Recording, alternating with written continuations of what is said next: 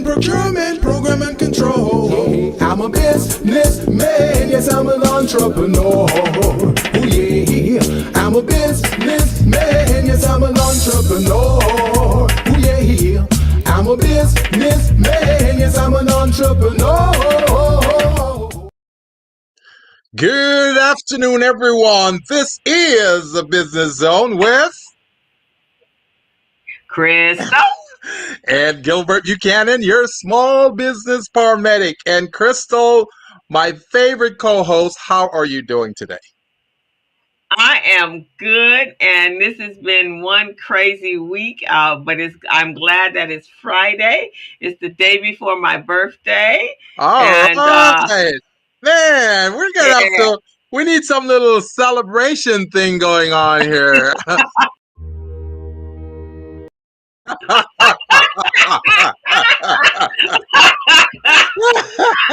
We need some balloons and kofifi and all of that. Okay, well there you go. That was entertaining. Thank you very much. So excited. So I'm excited because the kids are my biz camp kids. Yes. They are. This has been an exceptional week for them. So we are.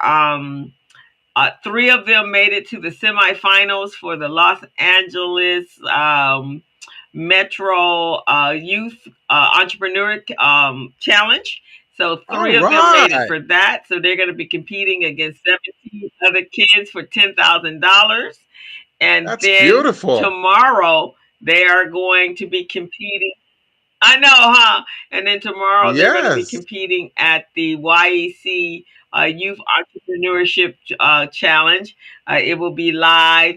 So we're excited. They're going to be competing for $2,500. 30, I think it's 41 kids entered and 30 businesses will be presented. Wow, that is amazing, Crystal. You guys have done a great job over there.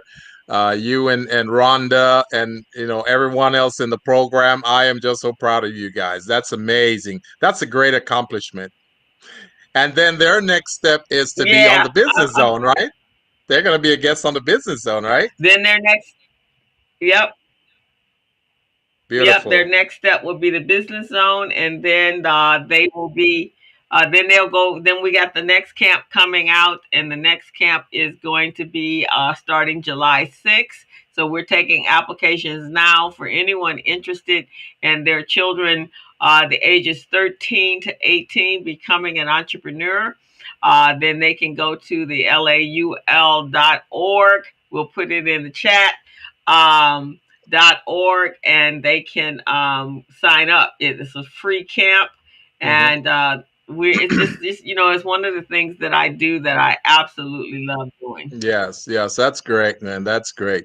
The things you do for the Absolutely comment, love doing. I don't think enough people know the things you do for the community, Crystal. We really, really need to talk about that because these young entrepreneurs whose lives you've been touching over the years is just phenomenal. And then on top of that, you do your community briefing every Thursday at 11 o'clock, live on Facebook, and that's providing a service I to the do. community as well.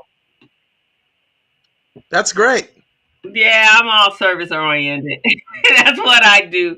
But yeah, the kids is what, for me, I think our future is all about our children. Yes. And so wherever I can involve our kids to make sure that they're getting what they need to get, that's most important to me. Mm-hmm. It warms my heart when I see kids that are really making their dreams come true, Mm-hmm. and and really reaching the levels and their goals and set goals, because a Mm-hmm. lot of our children don't know how to do that, and then of course being an entrepreneur is, it's what we do, right? So Right. the more entrepreneurial people that we can create, and starting at young ages, my job and my work here on this planet will be complete when Yeah. I've helped others do the same thing that I love Right. to do, and that's a major part of who I am. And so we're really excited. So the kids that made it to the finals, um, let's see, the 16-year-old, she was on our show last year. Her name is Amber. Actually, two of them were on our show, Gilbert. Yeah. Amber Amila Childs, and Mm-hmm. she has a product called Curly Crowns. Mm-hmm. And then we have Winter Chambers, and she Right. has a product. It's a Gen Z product for Gen Zs, and it's a financial literacy app. So Oh, that's I right up remember her. her. I remember her. Remember her? Yes, And I then remember her. yeah, and then a new young man. His name is Jesus Camp Elroy. Mm-hmm. And when we started this platform, he wasn't sure what he wanted to do and how he wanted to go about the business he wanted. So we mapped through some of the things that were important to him as a person. And so what we did was we came up with a project, and it's called Vent.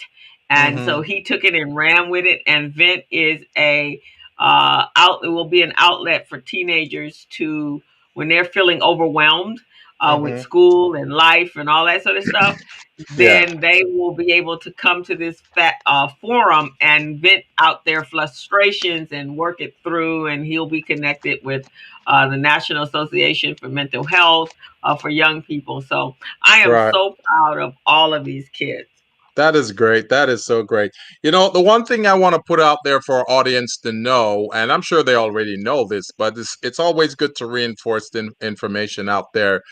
When we were growing up, going to school and becoming adults and trying to find our way in life, we didn't really have anyone to guide us entrepreneurially, to let us know what should be done, what avenues we could take, how we could go about doing things other than working for the man. That's all we knew, working for the man. And now that these young entrepreneurs are getting guidance from yourself and Rhonda and even I, and I'm sure our next guest coming up, Amber Wynn, is also working with young entrepreneurs as well. I think this is just so phenomenal that we now have people in our corner teaching our folks, our minorities, our small businesses, how to become entrepreneurs, how to navigate through the industry of obstacles and not become victim to any of that type of negative oppressive systems that's out there for us. So I think this is great. I think it's great, And Crystal. can you, Gilbert, just imagine if you had this opportunity at a business camp when you were a kid. Yeah.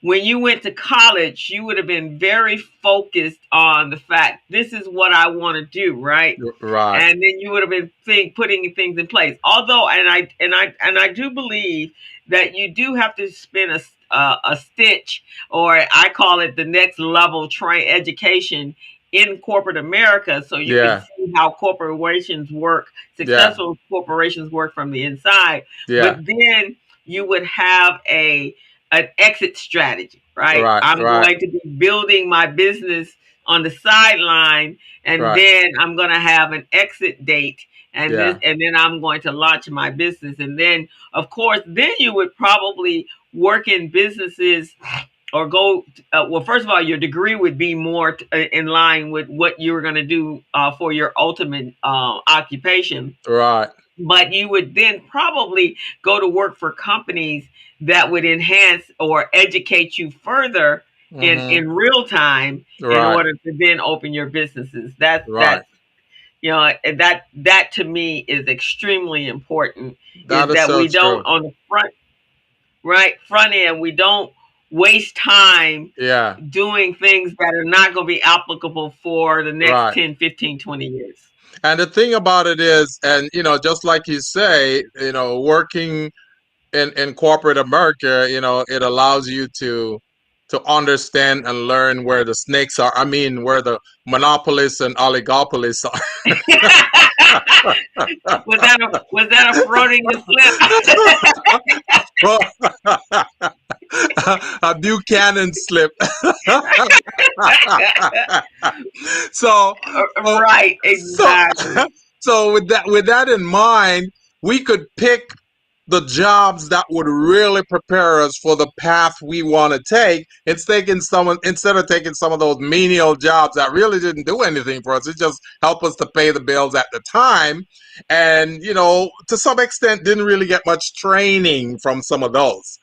But now that we Right. know what we know, it's so much better for us and the other generation coming up. It's just amazing.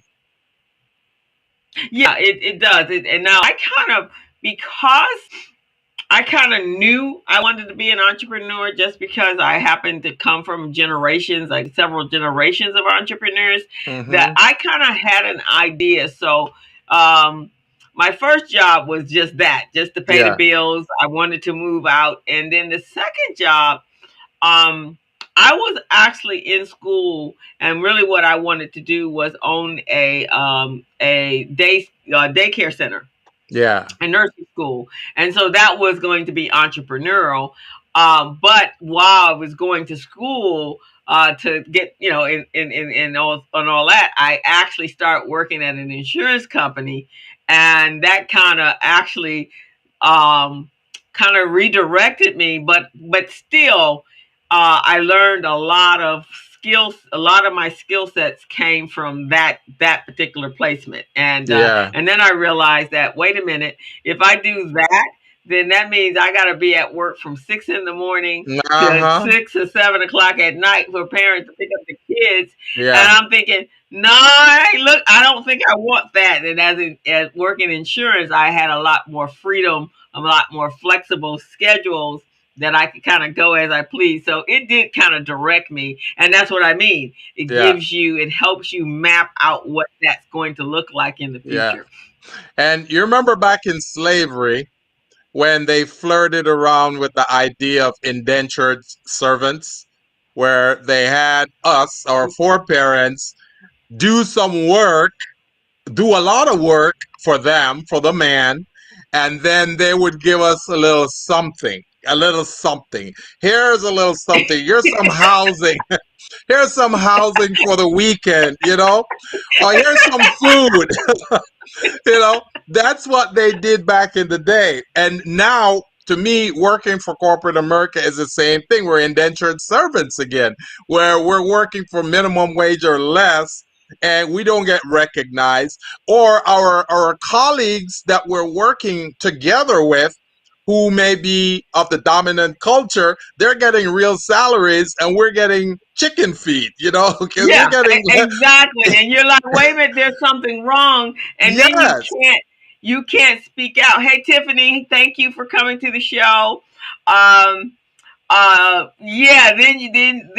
and now you're tied, right? Because you got rent, you got car notes, you got insurance.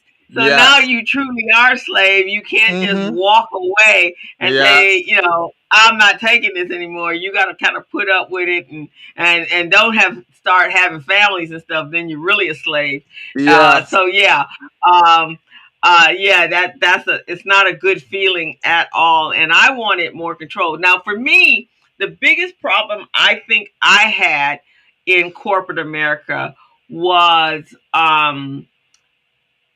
with all the information and education, and I think skill sets and common sense and smartness that I had learned in high school, in college, right? I couldn't apply it. They wouldn't let me apply it. Exactly. In order I had to do it their way, right? And it was their business. So you got to do it their way. And so that was my problem, I wasn't able to be creative. I felt like I was wedged in a box, not in a box, but wedged in a box. You were stifled. That's what you were. They were stifling you. I remember in school they would put me in the program that they wanted to put me in. Like, I mean, they put me in auto mechanic, they put me in engineering, not engineering, but woodwork. Woodwork. They put me in woodworking. They put me in Yeah, auto mechanics workshop or training program, and all of those things. And I didn't really have the propensity for those types of things. That's not what I wanted to do. I wanted to do something else. But right, that's what they did. right. That's But what they that's what did, they were man. but that's what they were thinking, especially people of black people. Yeah, They kind of like, well, you don't have what it takes to be an executive, or you don't yeah, have what it takes to yeah, be a business owner.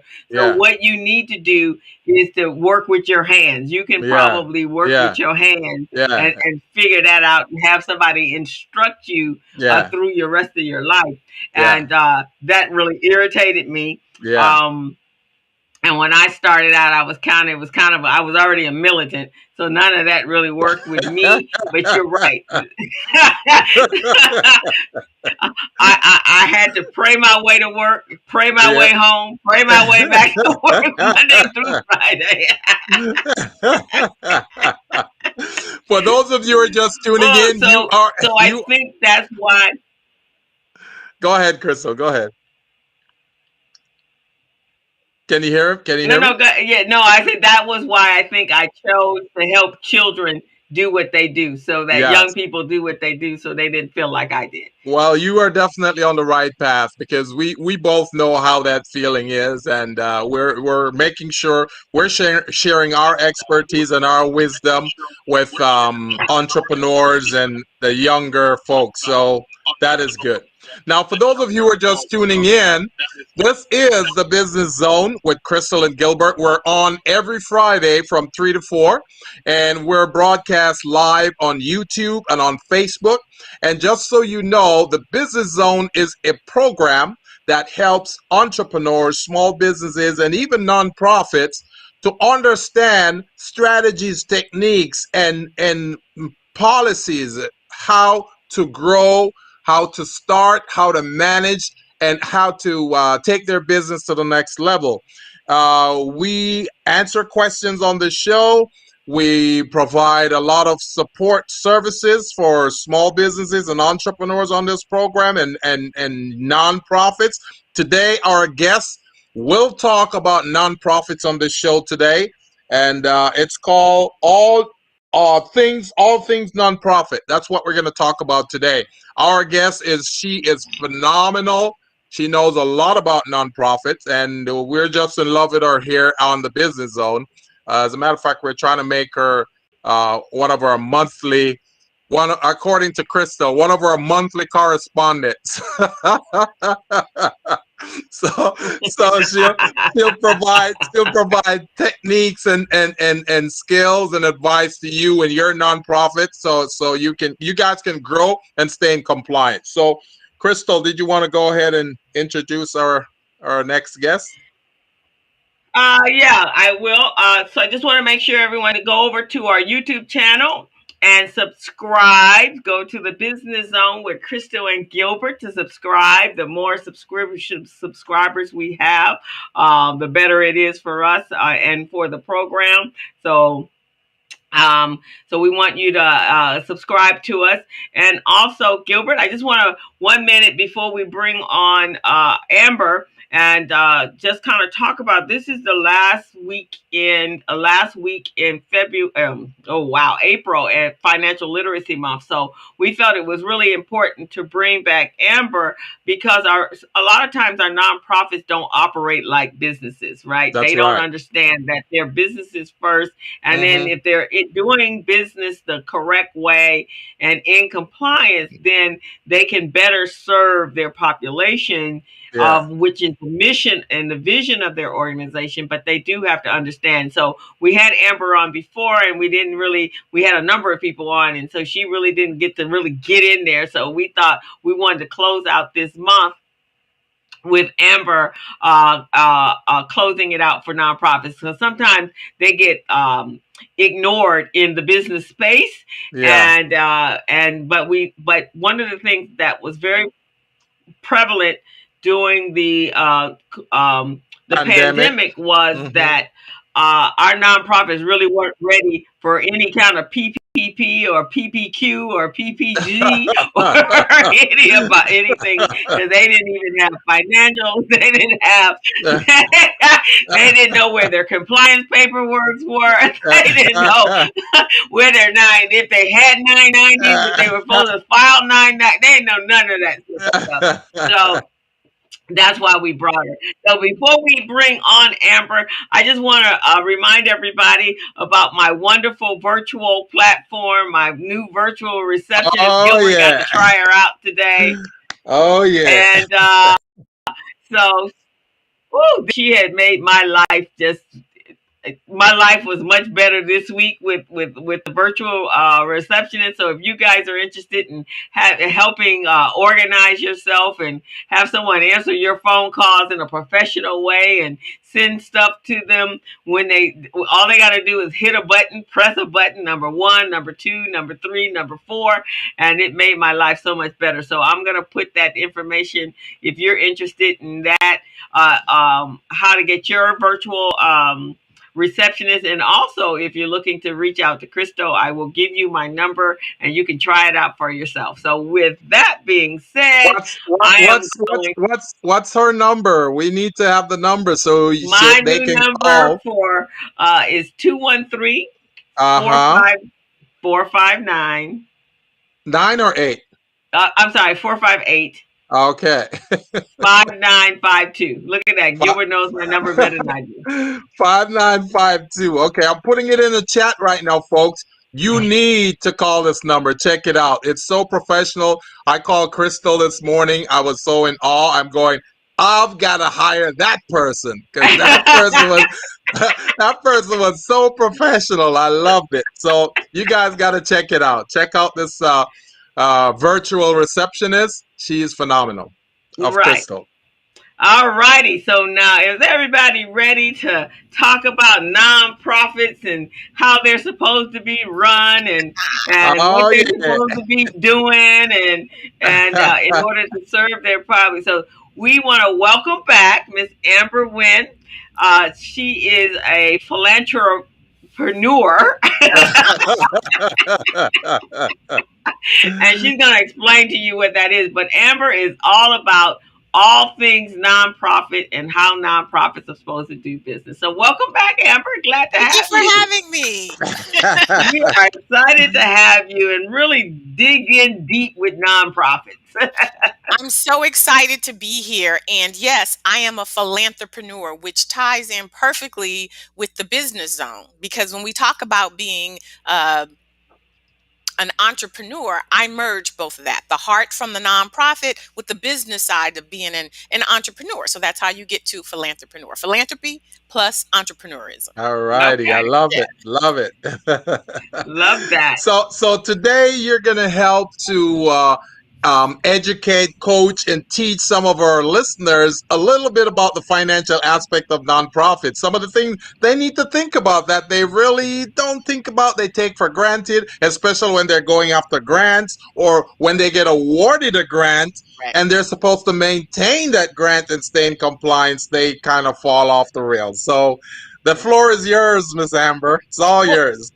you know, Crystal was dead on when she talked about the pandemic and the nonprofits not being prepared to capitalize on resources. Yes. You guys both know because you're business owners that the opportunities for the type of financial assistance we receive will never happen again. If it Right. does, I'll just be amazed, right? Yeah. Yes. But a lot of our nonprofits were not able to capitalize on the PPP. Those loans are forgivable, meaning if Yeah. you do what you're supposed to do, apply that loan to payroll and operations, then the government will forgive it. When will that happen again? We And so, can't think of it. exactly. And for our nonprofits, Never. right? Thank you. Yes. And for our nonprofits, a lot of them who are self funding their nonprofits, this would have been an amazing opportunity for them to just get their foundation, right? Mm-hmm. But a lot of Mm-hmm. them weren't able to qualify for that because they didn't have the infrastructure in place. As Crystal said, didn't. What's a 990? I don't know. My question for a lot of my clients were, have you filed consistently? Well, I don't know. That's what my accountant's supposed to do. Well, this is your business. A nonprofit Right. is a business. It's just a business with a philanthropic purpose, but it's still a business. You Yes. still have to generate revenue. Everything that I do starts with money. You know why? Because we have tons of nonprofits out there, and people are doing the work. They're so committed that they're funding it from their own pocket. I'm not Right. worried about our nonprofit leaders doing the work. I am worried about them, possibly ending up in divorce because their spouse is tired of them funding this organization from their own resources. I can't tell you how many nonprofits I know that have refinanced their homes in order to carry out the mission of the organization. And I always say, so what happens to you when you retire? Because remember, and this is the other thing, Amber, and I'm sure you run into, you think the nonprofit is theirs. Yes. Yeah. That's so not the case. I've had so many founders, Crystal, call me in tears because they didn't recognize that they don't own the organization. And so what happens? They have a board member with a different agenda get on board and decide we're going to fire the founder. Why? Because they don't own the nonprofit. Exactly. And see, those are things that some of these folks need to learn and understand, because they think oh, I'm the founder of this nonprofit, I own this nonprofit. No, it doesn't work that way. No, a public charity, a 501c3 it's a public charity. It's there for the benefit of the public good. That's why the IRS has created the opportunity for outside funders, donors to get tax benefits because they want to encourage them to support these organizations. But if it's owned, if you can benefit from it, then it's no longer a public charity. It is a business. It's a business. I don't care if you invest $2,000, $20,000, $200,000. You can't own it. The entity is not something. When it says in your bylaws, if in fact you dissolve this organization, all of the assets has to go to another nonprofit organization because it's not yours. That's right. I love it. This is great information. Great. Well, and so when you set up your organization, or you because and then they get upset. I mean, I go ahead. No, finish, Crystal. Crystal, go ahead. No, and then they get upset when they think it's a coup, right? That there is a coup that someone is taking their organization from them. No, it's true. No, she's absolutely true. They came in here and stole my company. I'm like, but it's not your company. It belongs to the people. As long as your organization is in existence, you will forever be the founder. Right. But that's as far as it goes. Yes.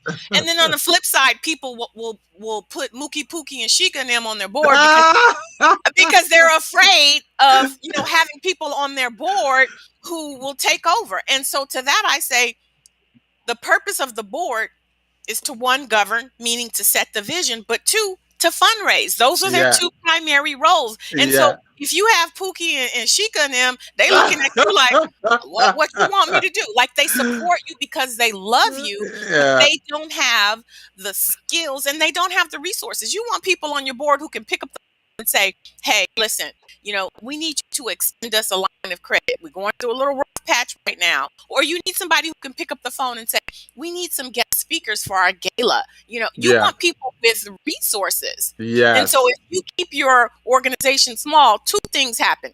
One, you will continue to self-fund it. And then two, you'll never meet your mission. And you'll never meet your mission because you're so afraid, and then you're going to get burnt out. And to Crystal's point, you're going to continue to use your resources to fund it.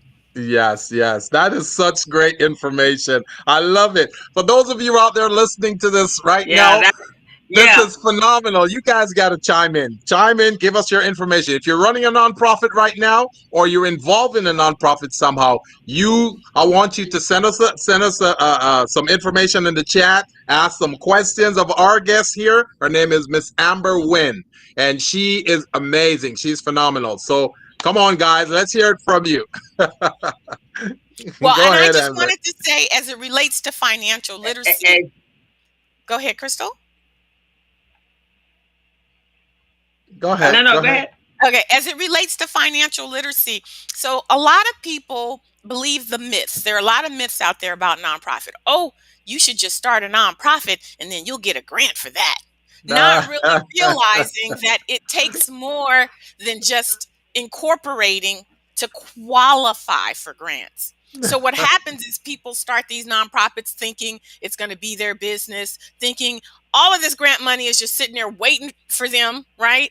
And they're just going to start it and all this money is going to come in. If you are broke, if you don't have capital, at least $5,000, don't start a nonprofit. That's right.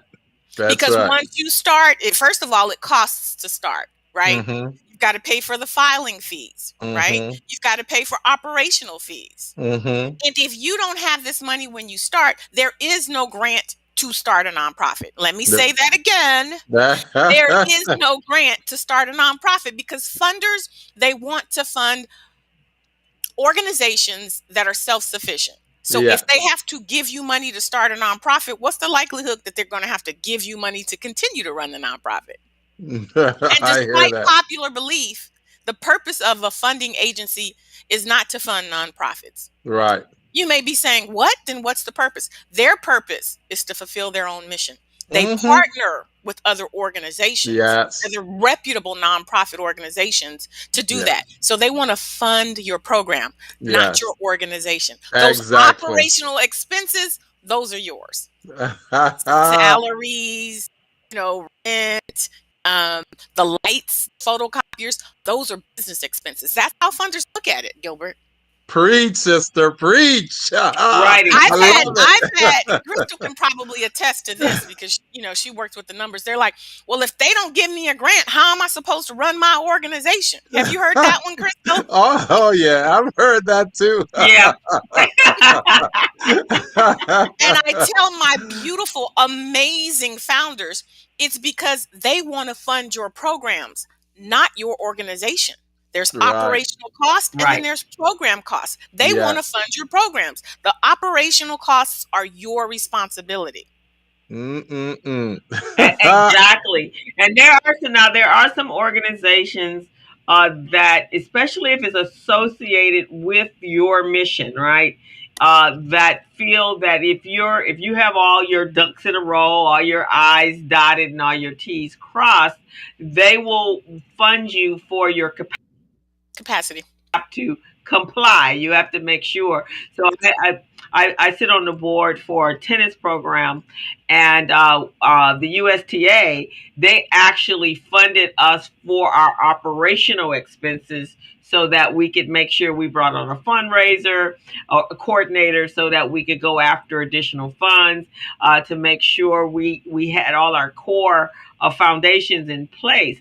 So you actually can find those, but they're not part of the program. And that's kind of far in between. And it just depends on the type of nonprofits that you have in place. Well, and how long has your organization been around, Crystal? UST. We've been around we started in 2009. So we are now in 2020. The organizations that typically qualify for operational funds are those organizations who've shown a track record of making an impact in the community. That's right. So, That's so right. the funder feels like it is a good Yes. investment.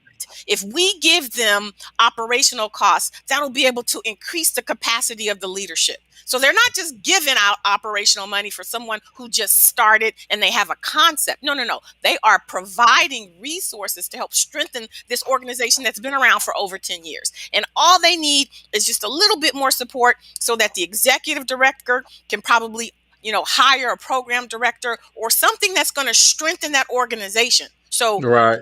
let's be clear. Operational funds are out there.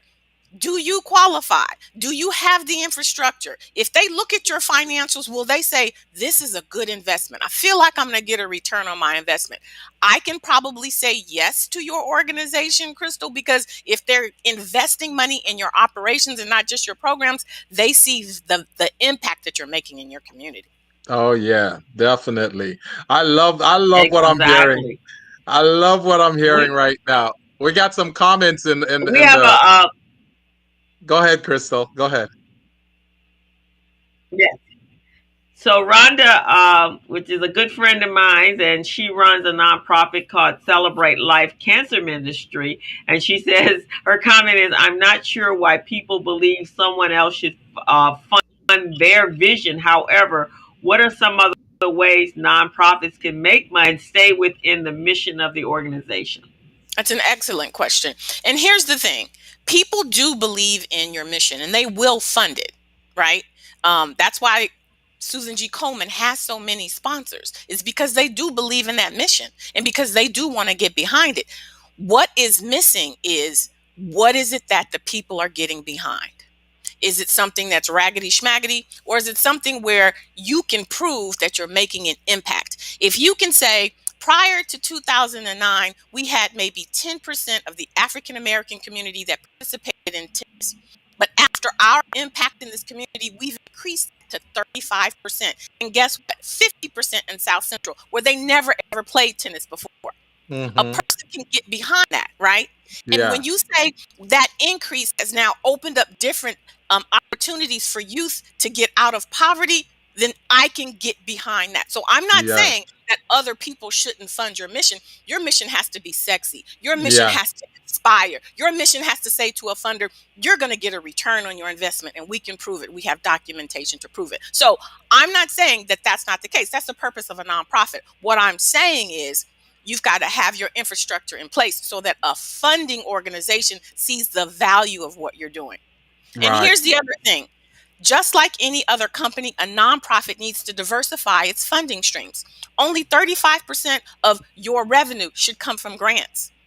A lot of Mm. nonprofits that went down during the pandemic, they went down because grants were their only sole source of funding. Now, when Mm-hmm. it's dried up, that's it. Yes. How many funding streams should a nonprofit have? Does anyone know? I would say, like people, you should at least have seven funding streams, like a for profit. That's what I would say. Gilbert, do you have any idea how many funding streams a nonprofit should have? Well, I would say about six because I was involved with an organization in the Valley called Valley Economic Development Center. So they had six primary source. They have some little smaller ones on the side, but they had six major ones. So, first of all, both of you guys saying 6 and 7, that's more than the norm. Most Yeah. nonprofits have two. Mm-hmm. Every nonprofit should have about 10 funding streams. Mm-mm-mm. So, to answer Rhonda's question, Rhonda, you need to diversify your funding stream, right? What other ways? So you've got grants, you've got corporate sponsorships, you've got naming rights, you've got products, selling your swag, right? You've Mm. got train the trainer. If you are a subject matter expert in something, people will pay you for that, especially in Yes. the nonprofit sector. You can teach Yes. somebody how to build out their infrastructure, how to do their finances. You can set yourself up as the subject matter expert, go out, train other nonprofits, and you can generate money. Listen, if you have a nice conference room, you can rent that out. That is a funding stream. Nonprofits Mm. who don't have buildings, they go to hotels. You know how much those cost? If you have Yeah. a beautiful conference room and you want to have a conference with your board or potential funders, you can rent that out for cheaper than a hotel. That is a funding stream. So Yes. 10 different ways of bringing in funds and generating revenue is essential for an organization to be solid, for them to have long-term sustainability. I like that. I like that. Now, one of our viewers, Tiffany Beal, she's asking a question. She said, "Is it easy to partner with another nonprofit organization that have similar mission?"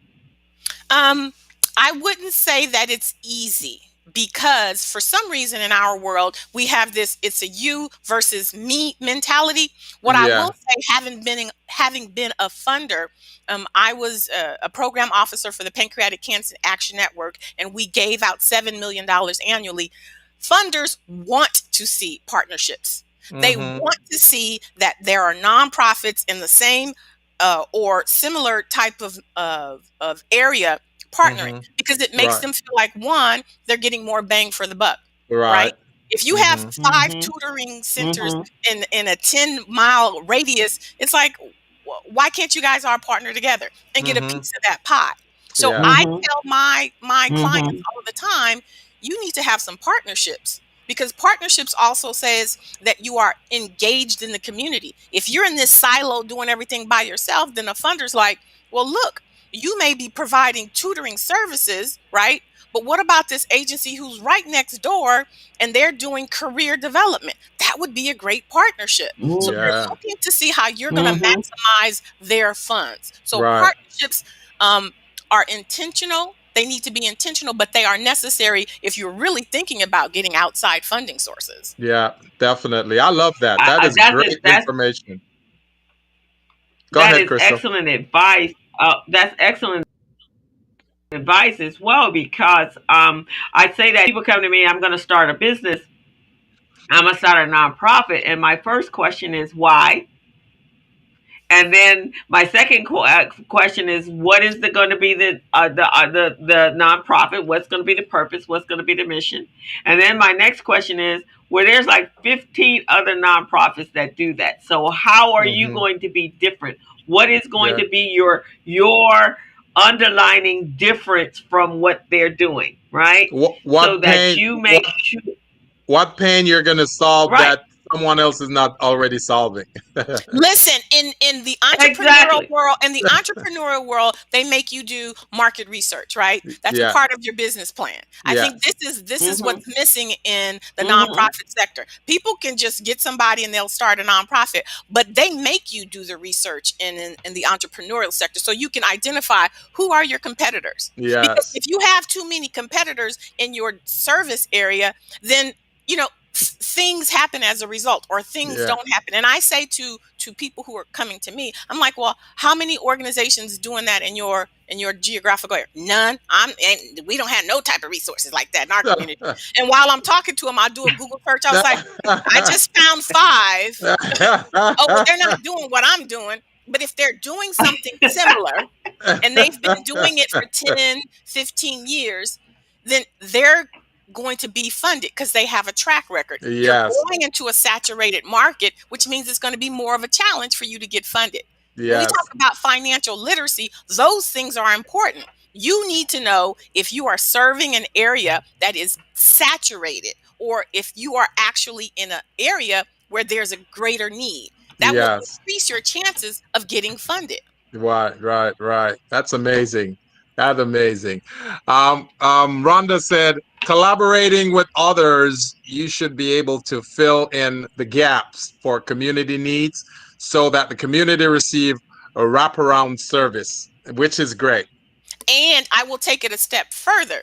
If you have, let's just say you have 5 organizations that's providing a service and they're similar, what I would do is I'd look to see what is their gap, right? Mm-hmm. So you may have a lot of organizations that are doing homelessness, but Mm-hmm. are they doing homelessness for sex trafficked youth? Are they doing Oh. homelessness for youth who were involved in foster care? That's a Mm. special niche, right? That's Right. something that no one else is doing, and you're filling that gap. So it's Yeah. important to do the research to find out which organizations are providing what types of services. You know, that is so critical, Amber. It is so critical for the market research to occur within nonprofits because I think there isn't enough market research that being conducted. This Nope, is phenomenal. This is great.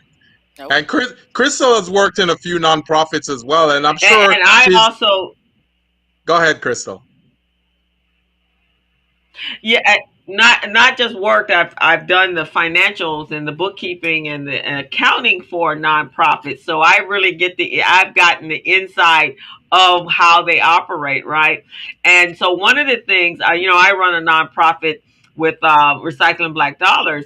So every year before we actually write our proposals for our sponsors, we find out what direction they're going in this year, because sponsors actually change their direction a lot, right? So Right. then we want to make sure that we're in line with their mission of giving, and it's in line with what we're doing. And I completely agree with earlier in the topic is having other revenue streams. Like Recycling Black Dollars is building a app. We have a resource guide that directs you to other Black businesses in the community. Now we're evolving that to an app so that it's at your fingertips on your smartphone. We're making it the cost point relatively easy so that we can generate a mass amount of revenue as opposed to charging them hundreds of thousands of dollars for an ad. But we want to make sure that we have the resources for people to find Black owned businesses, but also have it simplified so that it's not just a printed copy. And so those are our, another revenue stream so that we're not reliant on corporate America or some sponsorship in order to get our funding. Yes, that's so great. Amber, what do you think about social enterprises? That's kind of becoming the next big thing in the nonprofit, kind of the for-profit nonprofit operating under the same umbrella. What are your thoughts on that? Like a hybrid. I like the model, but I'm just going to be honest. I'm going to be honest. People struggle just with doing the nonprofit. Yeah. And so you have to be very careful that you abide by the rules how they're established. Because if you don't follow the rules, then you'll get taxed, right? With those unrelated business income. So I would say for those people who have business skills, who understand or who have the resources, the infrastructure in place, like a CPA or accountant or someone well versed in running an enterprise, I think it's an amazing idea, right? Yeah. But it is very complicated when we talk about the taxes and the compliance part. So there have been lots of successful companies doing it, but they tend to be, Crystal, people who were successful business people, and then they transition and they want that altruistic nonprofit side. But they're very strong in the business side, and so they can incorporate those two. I just suggest for people who, and I just have to keep it real. Like if you don't have any business skills and you're trying to do a social enterprise, you can get into a lot of problems. Yeah. It's like playing a sport. You got to understand the rules of the game before you participate or expect to win. So the same thing here. If you understand what the rules are for social business enterprises, understand the rules for a nonprofit and a for-profit, then by you doing that, you'll be able to just walk that tight line and be in compliance. And another thing that's attached to that, Amber, which I'd like you to talk to a little bit, is the annual report. In nonprofits, many nonprofits, they don't even know that there are annual reports that they need to generate. So maybe you can speak to that a little bit. Gilbert, there's so many things that my beautiful founders and executive directors don't know. So the annual report is basically it's what you tell your potential funders, your potential clients, your people who are interested in supporting you, your successes, right? So for the year, like I was saying before, for the last year, the pregnancy rates in this community that I serve were at 70% for youth, 16 and under, 15, 16, 17. But since we've provided prevention services, we've reduced that by X amount. We've partnered with these types of people. So your annual report serves to show your credibility, your validity, your successes in the community. It's like your resume, right? Yeah. It says, I am the bomb.com, and here are some tangible ways that I can demonstrate that. Yes. And so people don't always want to hear you, right? They want to take this annual report to their board meeting and they want to circulate it and they want to look at it at their own leisurely time. And so you need to have it documented so that when they're thinking about considering you for funding, there's something tangible that they can go to. And you can have it so where it's in a PDF form on your website and it's downloadable. It has the financials, it has the narrative talking about your programs, but it is a documentation that speaks to your impact in your community. And it's very, very important. Very important. And I've spoken to so many nonprofits, small nonprofits, and they have no clue what the annual report is. So this right here is great information. And again, for those of you who are just tuning in, this is the Business Zone with Crystal and Gilbert. We're on every Friday from 3 to 4, and we provide information and guidance, support, and tips for nonprofits and for-profit organization, as well as entrepreneurs. You're just trying to start a business, or you're trying to elevate to the next level. That's what we do for you. We also try to match you up with contract opportunities. We do assessments with you guys and make sure you're business ready, you're contract ready, and you're bank loan ready. And Crystal, tell them how to get a hold of us, please. You there, Crystal? So you got go ahead, my Crystal. internet is acting kind of weird today. No, it's freezing up. It's freezing up. So okay. Go ahead, Crystal. Go ahead. You can go to YouTube. Yeah, my internet is.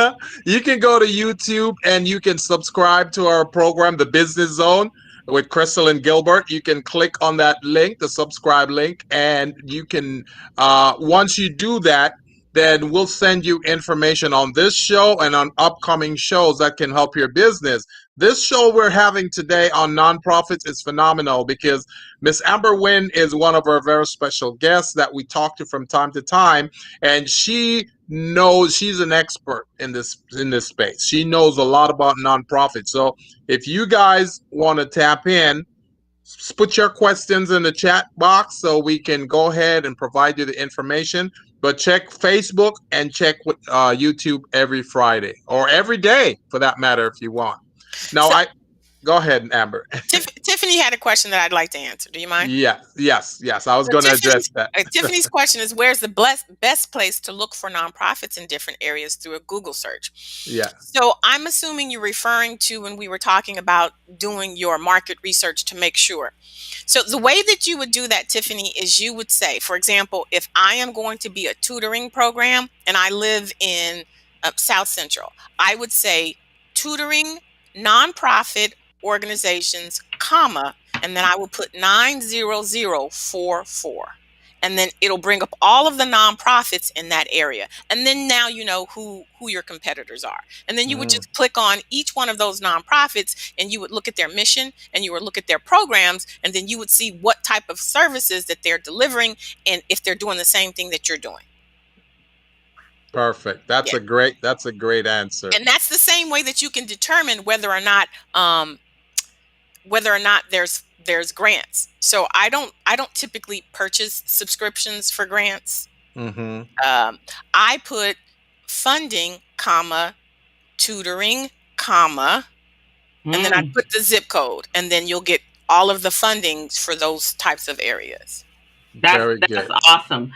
Because as I was saying earlier, funders change their direction, and you have to be on top of where they're going. And I think you also have to make sure that whatever the services you are providing, just like a business, that it's still needed, right? Sometimes we start an organization and we're servicing a certain population, and then it's no longer that need, or the need has evolved to something bigger, or has evolved to going into another direction, but we don't change our direction, right? We stay focused in where we were when we started it 25 years ago. That's a good point, Crystal, because listen, when funding agencies are looking at your organization, they're going to ask those questions because this is what they want to get the best return on their investment. So if you're saying we're doing tutoring and they're saying, well, we see here that there's been, an increase in teen pregnancy, how are you addressing that? Well, we do tutoring. I like that, Amber. That's good. That's a good example. Very good example right there. Yes. And just like your business, you got to be in the marketplace. You got to understand what's going on. Look at the trends. see what's going on, and you got to change or adapt with the trend. I was watching a video on YouTube today, right? And it's about this design and marketing company that they do designs, but for some reason, their phones are not ringing anymore. Clients are not calling. Their rent become due and they can't afford to pay it. So there's an older lady in the company who say, "Oh well, just put a full page ad in the newspaper, and that will make things better." And then this younger girl came in and said, "Hey, why don't we do some little TikTok sketches and put it out there on TikTok?" And the older lady said, "Are you crazy? You little young girl, you know nothing about marketing." you know and she keep beating down on the younger girl. She's like 19 or 20, right? So she said, "I've been in this over 20 years and you know nothing." Anyway, the young girl, the boss said, "Why don't you give her a try and let her, see what happens?" And the young girl, she did her little TikTok thing, a little design with a camera. And Mm-hmm. man, before you know it, the phone start ringing off the hook. And the older lady, "You just lucky. That's not how we do it anymore." So it's the same thing. I was looking at that. There's so many businesses and nonprofits out there like that where they don't watch the market. They don't watch the pulse of the market to see what's going on. They just want to keep doing things the old way and thinking that it's gonna be better. Listen, one of the major downfalls during the pandemic for the nonprofits is they did not have a website. They did Mm. not have Yeah, social media. And as yeah, Mm-hmm. a funder, how am I going to be able to see how you're engaging with your constituents? yes. If Mm-hmm. you only have two people who are following you on your Facebook and it's your mama and your daughter, I'm going to say, as a funder, you're not engaging with your community. Like they had websites up, Crystal and Gilbert, that hadn't been updated since 1992. You know what I yeah, mean? And so Right. yeah, as a funder, all I have now during the pandemic, because everything is virtual, right. is what you have on your website. And so Yes. it's Exactly. representative. Yeah. Yeah. And the other thing is now one of the things, and I think that small businesses or nonprofits don't use this when with crowdfunding. Crowdfunding is another way to get your message out there, right? You're raising funds, but at the same time, it's got a whole PR piece to it, right? Yeah, Because you yeah, got to really tell a story. You yeah, got to really connect with the people. And yeah, if it's broadcast through your social media, and yeah, you have someone doing a PR, a press release for you, now people are now like, wow. And if it gets to the media and they yeah. actually air it on a news outlet, you are like moved up like 25 spaces. And Right. people don't recognize how what a useful tool that is, not just to raise money outside of the corporation, but to really engage the community and the supporters of your particular mission or your cause.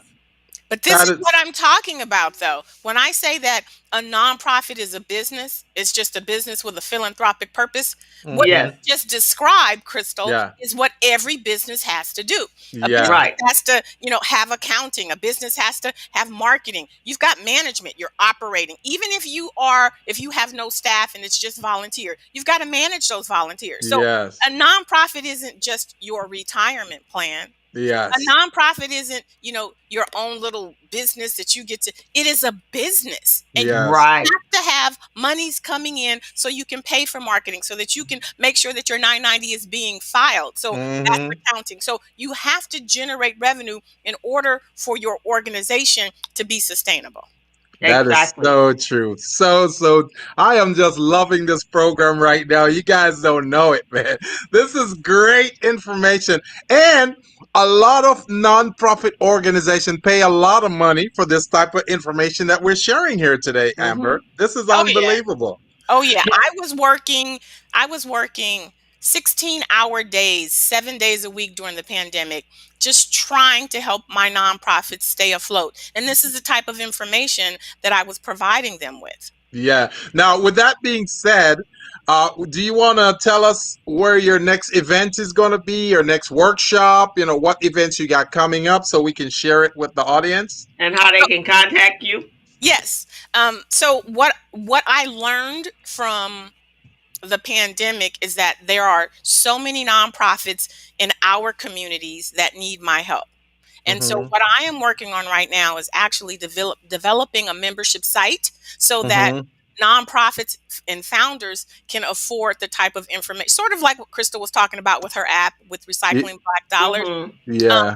having access to this information at an affordable price. And on the membership site, you'll have access to videos and, my podcast and the blog and all this information in one location. So I'm looking to launch that sometime in June. But until Uh-huh. then, you can reach me at www.amberwynn, that's WYNN, like the hotel.net. Okay. I'm also on Facebook and Instagram. Um, but for right now, I'm really just trying to hone in, get these courses created so that I can get the information out to my community. Because Mm-hmm. you know this in particular, Gilbert. It's Yeah. one thing to have a shell, Yeah. but when the funders say to you, I really want to fund your organization, can you provide me with? And if the answer Mm-hmm. is, what is that? Then you've just Mm-hmm. missed out on the opportunity. So I Exactly. want Exactly. my nonprofits to have their infrastructure in place. So when the Yes. funder says, where are your 990s? You go click, click, and you can produce Mhm. the 990s. Where That's are right. your board roster? You go click, click. Here's your board Yeah. roster. It's Yeah. having a solid infrastructure and having the information at your fingertips so that you don't miss out on those opportunities. That's what I'm talking about. And she is so right, because one of the benefits that I with RBD is because I am an entrepreneur and I run a for-profit business. Then when a funder comes at me with some stuff that's off the side on the other side of the planet, it's like, what? Back up. Back up.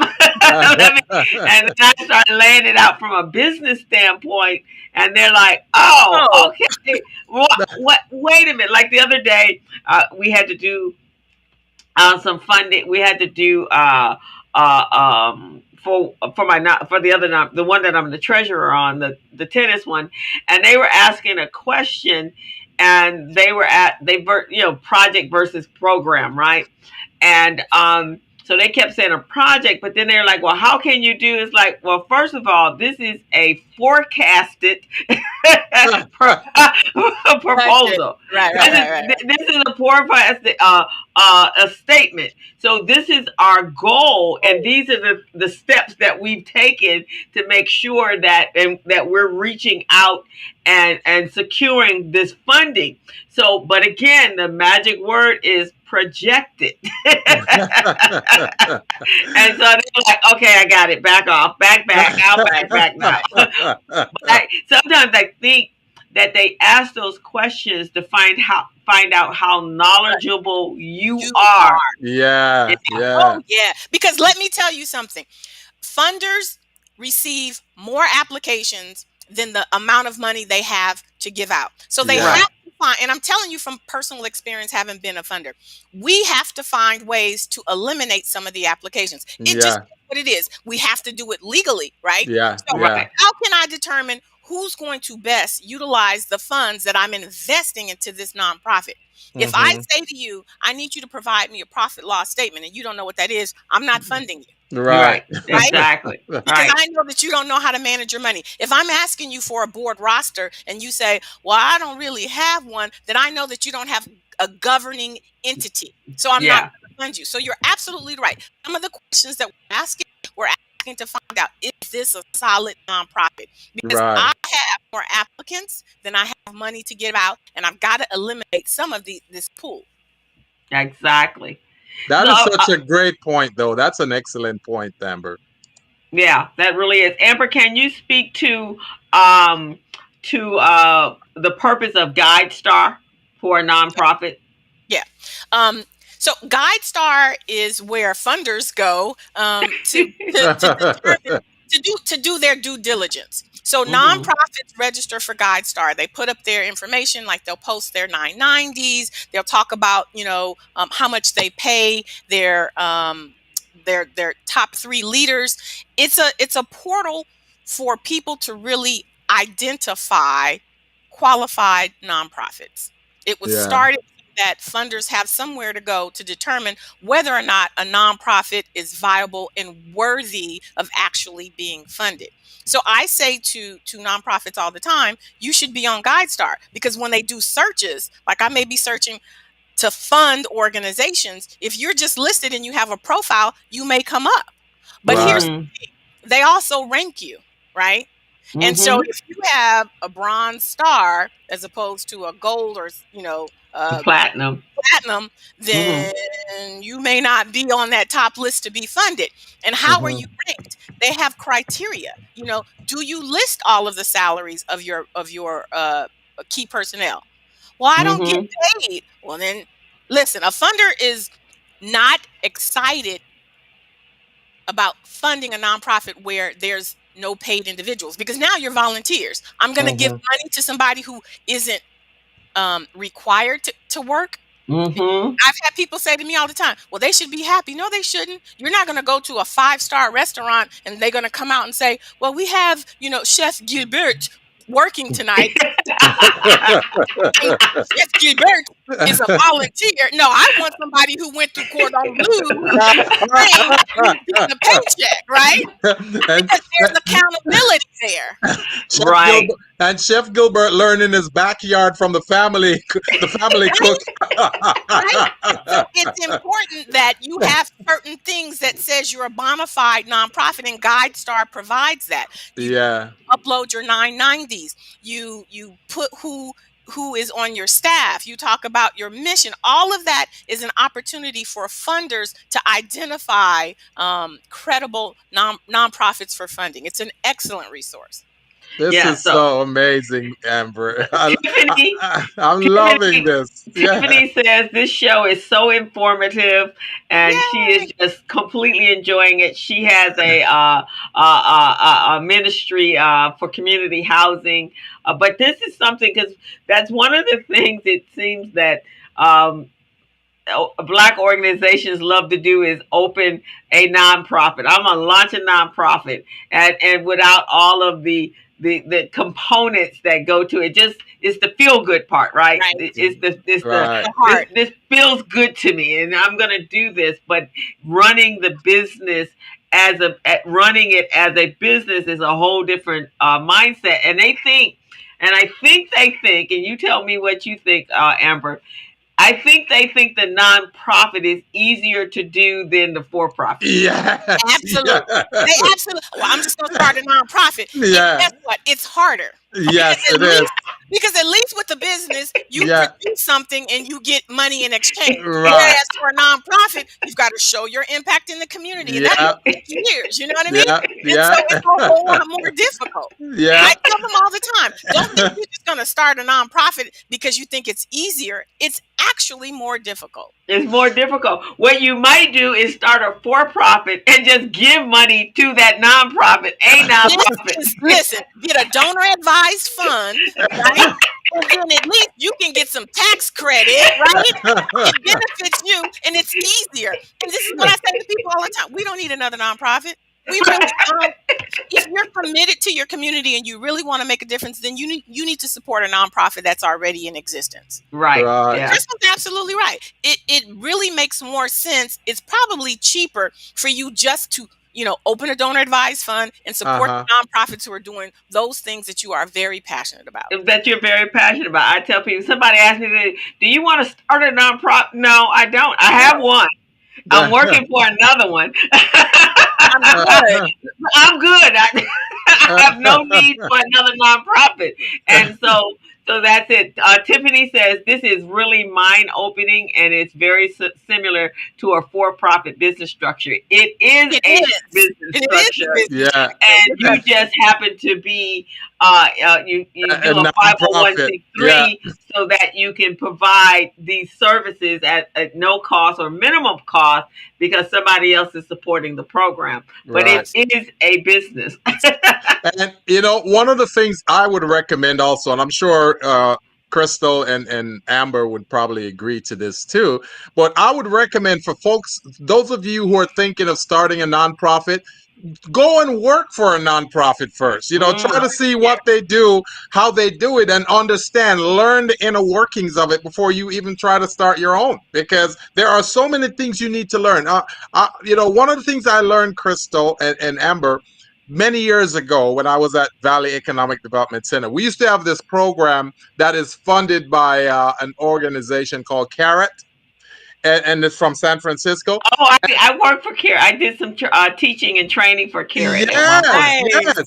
And they put you through all these training, and you learn about funding, you learn about nonprofit accounting, you learn about Mm-hmm. nonprofit marketing and all of that. And it's a totally different world. And if you're not in that world, you don't understand what's going on. So Uh-huh. I think it's a great idea for them to, work for a nonprofit first and see how it works And before they I start their always own. another benefit is of working for a nonprofit or volunteering for a nonprofit is you mm, get to learn the good and the bad. So, for yes, Yes. example, if you're on a board, and for both of yeah, you guys, you can speak to this, you learn Yeah. what it takes to actually run a nonprofit. And you yes, know Yes. what you need from your board. And you right. learn Yes. the difficulties with the staff. You learn Oh all yeah. of that up front before you even invest a dime into a nonprofit. And to a nonprofit, you are Yeah. absolutely right. And you also find out that there's some very interesting nuances with board members. Yeah. Personalities, Yeah. There's the founding board board member, and members. then there's the board member that is coming in as the Yeah. business is progressing to Uh-huh. the next level. And there's a Um, power struggle going on. yeah, yeah, This is and the way we've always done it. Yeah. And this is why you're not growing, right? and then if you come in and you do the books for a nonprofit, you learn some real interesting things. Oh yeah. Oh yeah. Oh yeah. And so but in my world, I started working for the Girl Scouts and at a church as a volunteer, so I was involved in the financial parts of it, and the mechanisms, and setting budgets.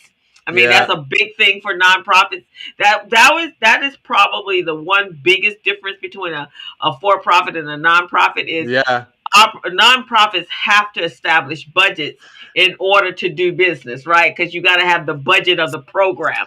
You Now, know, you know, Crystal, I think some of the nonprofits out there should go to budget school, budget writing and budget development school. They should take some classes just to see, because the nonprofit budget is a totally different animal. There are yes, certain things that are involved in there that they need to know about, what should be included and what shouldn't be included in that budget. So yeah, and Amber, you teach some classes in that, right? The very first thing I do before I take on a client is I ask them for their annual budget. And you know what Mm. most, I'm going to say 99% of people say to me? Uh. It's about $24,000, about 30, which lets me know that they don't have They a don't budget, have one. which lets me know that they're not a viable nonprofit. Listen to me, there will not be one funder who will not ask you for your annual budget. And Exactly. I tell founders all the time, a budget is not what you have in the bank. A Yeah. budget is how much it costs to Mhm. run your to run organization. your Yeah. pro. And they Yeah. don't The understand that. organization, the full overview budget, and Yeah. then the program budget, Program. right? And making sure that if you have several programs, that those budgets jive with Yes, the with your overall budget to make sure Yeah. that all the numbers work. So Mhm. you need that team in a nonprofit. You need your attorney, you need your CPA, you need your bookkeeper, Yeah. and you need someone that understands, if that's not your CPA, how to make sure that your 990s are properly done, Yeah. so that they don't have any red flags and stars and stripes that start to pop out when they do it and when the funder is looking at it. So this has been an excellent show. Oh yeah. Oh yeah. This conversation about nonprofits, we don't have enough, Right. especially in Right. the Black community. Yes. We have to have more of these conversations. So In the Amber, black you and have brown been phenomenal. communities. Yeah. Yes. You Yes. have been Definitely. phenomenal. We definitely are going to have to extend a once a month come in as a Yeah. correspondent The and correspondent. keep us updated so that we can keep it. Because again, a lot of our community businesses are nonprofits, and that's the first thing they want to do is start a Hmm. nonprofit. So Yeah. even when they coming in, you're like, do you really want to start a Yeah. nonprofit? Maybe And they're let's be clear, Crystal, nonprofits do a lot of work in our communities. they And so Yes. do that's why I'm committed to supporting the founder and the executive director because they fill that gap that, Yeah. the regular industry doesn't do. But I Right. don't want my nonprofit leaders to struggle because they Yeah. provide more services to their community than they do to themselves. Yes. Yes. exactly. Ms. Yes. Rhonda says, I agree, nonprofits need more information. Yes. And they do. Rhonda. And Rhonda, so her background is she worked with the Urban League, so she truly understands Oh yes. programming. Yeah. She retired from the Urban League, and then her passion, she when she launched Celebrate Life Ministries was because she's a cancer survivor.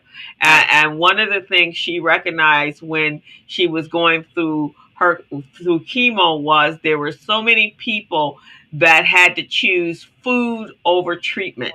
And so that was one of the things, her takeaway. And she had a very progressive mindset. Okay, get me back on my feet. I got things to I got do. work to do. I Yeah. got work to do in the Yeah. community, and she's very community oriented. And so she came out, and so she has some amazing ideas for Celebrate Life. I am going to introduce you to Okay. because she is wanting to create. So she could carry on that mission. She wants to create a shepherd's manor Hmm. where individuals can come when they're going through treatment and they have someone to care for them like they're in a home Oh, no. versus a respite a hospital or rehab hospital. This is if you go to chemo today, you need a place, just somebody just to watch over you and walk you through it that's been in those shoes, then Yeah. this is where I want you to come. And Yeah. so I'm going to introduce you. Rhonda, if you're still there, I'm going to make that introduction to you and Amber. And Amber, you said you were a funder in that, or you worked for a nonprofit that dealt with cancer. Yeah, pancreatic cancer. That's right. So Yeah. hers is for all cancers, and so I think there would be some great synergy for you. And she's an amazing person. She's one of my other partners, and we do the youth program. And I think that you could help her a lot in going into this mission to get Shepherd's Manor I'd going. love to. Crystal, do you provide accounting services for nonprofits? That's primary who I have. Well, Most of my seriously, okay, here's the thing. And because you are a business and nonprofit, you can speak to this. I am very cautious about referring accountants to nonprofits because there's a lot of nuances. There's yeah. Right. a lot of nuances with the nonprofit sector. Um, Yes. hmm yes, even for CPAs, you've been certified, you know the law, but you can speak to this. There's a lot of nuances when it comes to nonprofit. And if you've been in one and you've been a board member, I think you look at it and you have some compassion and you understand Yeah. this is what Yeah. you need to do. This is how we need to fix it. So Hmm. I have a lot of clients that I need to refer to. Yeah, I usually come in, and so one of the things that I'm really big on is coming in, troubleshooting, cleaning up chart of accounts, making sure it's classed properly, making sure you have there's budgets in place. Yeah. And then I make sure I educate the executive directors and the CFO, the treasurer, and the person so that they understand fully what needs to go on with your financials in a nonprofit. I've done churches. I've cleaned up major messes in churches. Oh Lord. That's a whole different show. Another show, and then I've helped because churches tend to hire people from within the church that don't have qualifications, They got a good heart and they want to serve the Lord, but they don't know nothing about no chart of account. They don't know nothing about the statement of activities, which is what the funder is going to ask. That right there. So yes, I've worked with a lot of nonprofits, big ones, small ones, you name it, mom and pop, barely breathing. So here's my nonprofit story. This is a church. So I did the books, and they were a client of mine for the City of Hope, which is a big church over on Crenshaw, right? And so one day, and I had to come in to do some major cleanup in there. So we got it straightened out, and they were on top, and they were doing well, right? One day the receptionist got a phone call, and they were asking for the person that the bookkeeper, or the person that was doing the accounts for the church. Okay. And so they just turned him over. They thought it was maybe a vendor or somebody asking. So when I took the call, the pastor says he's been my client now for probably about 10 years. He says, I'm a little church down in Inglewood, but I'm a little church, but I know you a big church, and y'all got a good bookkeeper, and I'm calling to find out if I can hire them. That's cool. Okay. So I went to meet him. And I love he and his wife. They're absolutely wonderful. They don't make a move unless they call me to find out. Because they're smart. And they don't. Now it's beyond bookkeeping. I'm just a consultant. Accounting is part of my. I'm the consultant. Whatever they need. Your scope of work, right? Just whatever. So, but he's killed, and so he would be asking. So, do I have to do this? No, you don't have to do this because of your size and because you're a church. And but I would give him that information, and he was already. Now he has his board meetings. He's on point. He can explain his financials. Yes. I told him. I said, I'm all about the fact when you sit down at a board meeting, everything is so detailed that nobody has to ask a question. Right. And if you have to go to audit, they're going to breeze through that audit so fast. They're like, whoa. Yeah. See, that's the other part that we haven't talked about. And Amber, we got to bring you back so we can talk about that part, that audit. Yeah. Because Crystal has been involved in a lot of these, so she knows what's required. She knows, what they're looking for too. So this is amazing. So this has been great. Wow, Amber, we definitely have to have you come back more often. Oh yeah. And evidently, our audience is saying this is necessary information. Tiffany says she and her parents have been in nonprofit for years, and we were focused on fundraising, self-funding, and volunteering. So, and some of our audience have been, like you said, been in this space, and so I think it just needs to be that forum, right, where nonprofits are being able to ask questions, and be able to feel the information so that it's beneficial to their organizations. And so that's what we were doing this month for financial literacy. And I think it's so much more. When we talk about financial literacy, we're usually coming from a place of personal financial literacy. But business owners need to have financial literacy to understand the nuances of money and their business, and how to make sure it works and is operational, and the cash flow is there, and all those pieces that are there. Business owners and non-profits alike. Yes. For sure. Thank you, Amber. Thank you so much. Any parting wisdom you'd like them to take away today? Yes.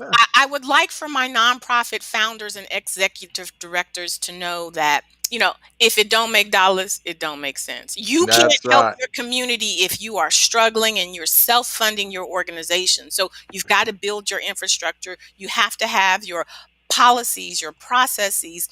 You've got to have your compliance systems in place so that you can generate funds from the outside so that you can make an impact inside your community. Mm-hmm. That's excellent wisdom. I hope you guys out there that are running nonprofits, you're listening to this.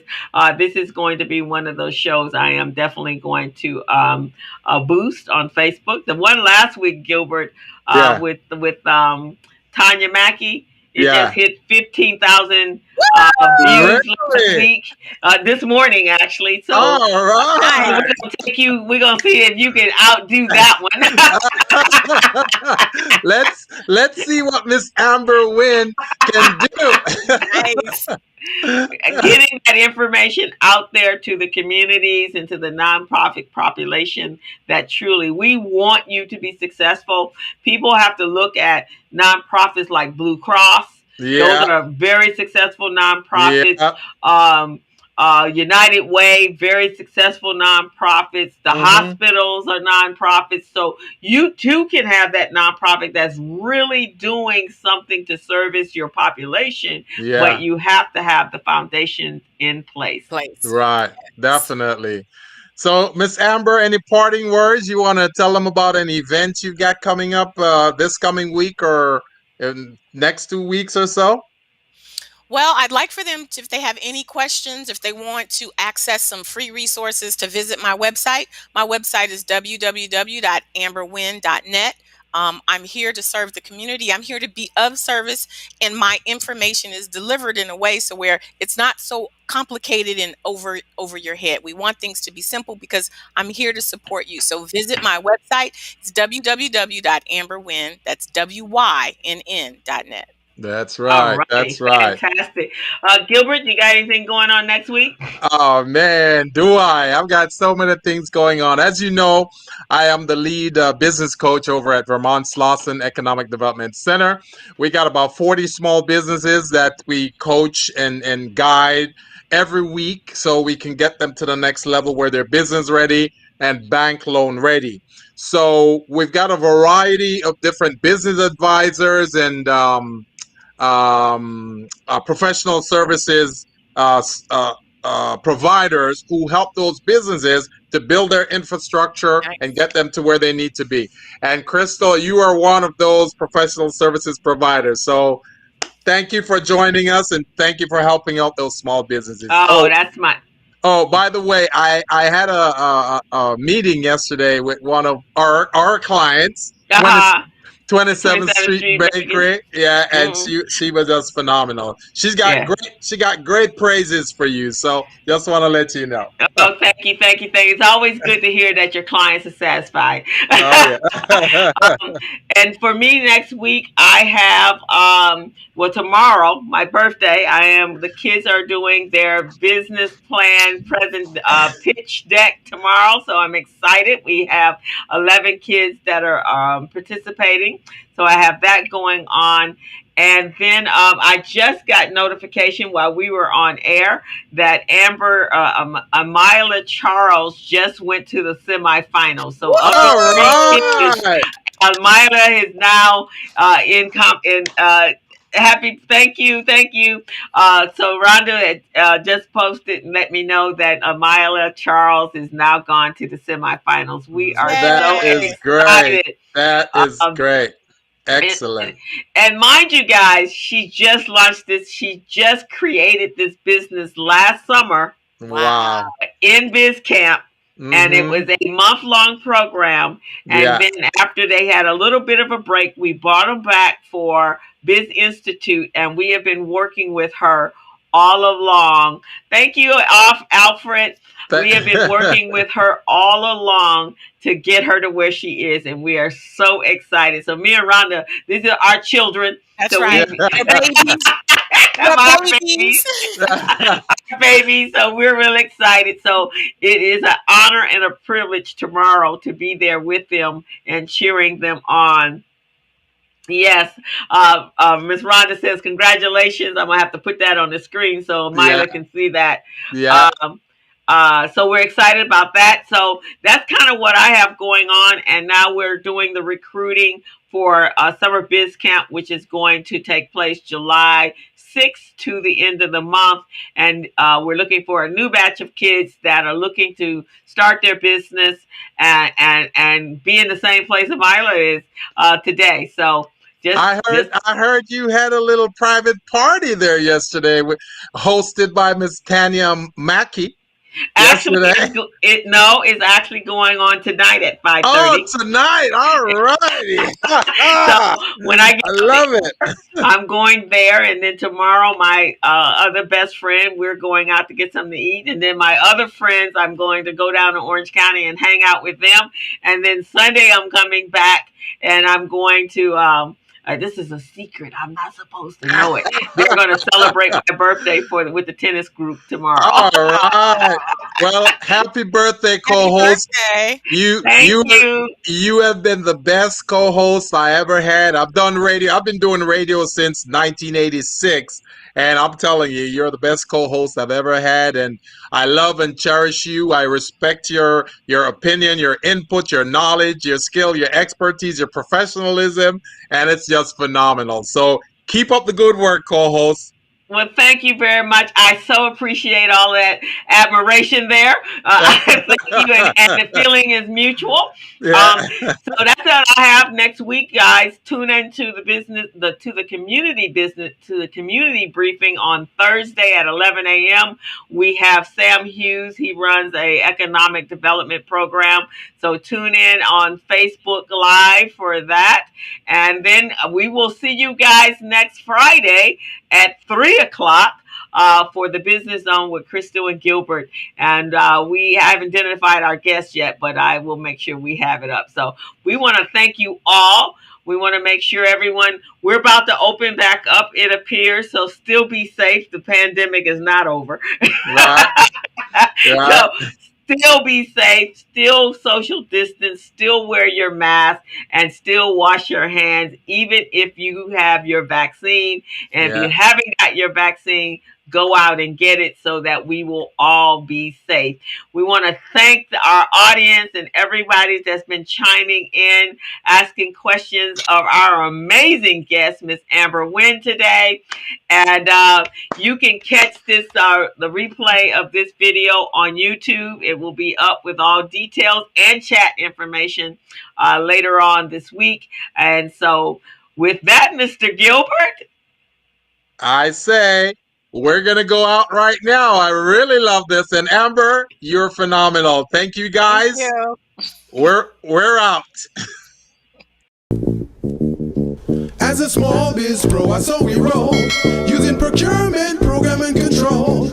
As a small biz pro, I saw we grow, using procurement, program, and control. I'm a business